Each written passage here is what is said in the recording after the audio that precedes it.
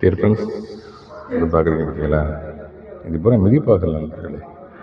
மிதிப்பாக்கா நிறைய பழுத்துச்சு, பாதி காய் இருக்குது, பாதி பழமாக இருக்குது. இந்த பாருங்க, இந்த கண்டெய்னரில் சீசன் முடிய போகுது, பூக்கள்லாம் வேறு இருக்குது. இது காயாக இருக்க போகுது நண்பர்களே. காயும் அந்த இலையும் ஒரே மாதிரி இருக்கிறதுனால ஈஸியாக ஐடென்டிஃபை பண்ண முடியல. டைம் நிறைய ஆகுது பறிக்கிறதுக்கு. பழுத்துச்சுனாக்கா அப்படி இந்த சீரியல்ஸ் எடுத்து பல்பு மாதிரி இப்படி இந்த அளவுக்கு இருக்குது. இந்த மாதிரி ஈஸியாக ஐடென்டிஃபை பண்ணுற மாதிரி இருக்குது.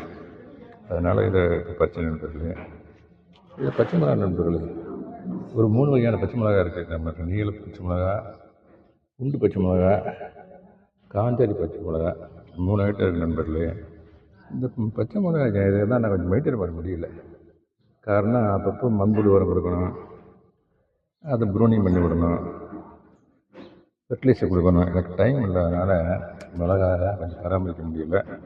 இந்த பாருங்க, இதை ஒரு விதை எடுத்து இந்த கண்டெய்னரில் கொஞ்சம் போட்டு மண்புழு உரம் போட்டுன்னா வச்சுக்கோங்க. இதில் போட்டோம்னா அது பாட்டு இந்த கம்பியில் அப்படியே ஏற்றி விட்டுருவேன். இந்த கொடியை இதில் ஏற்றி பார்த்தீங்கன்னா அது மாதிரி ஓகே நண்பர்களே.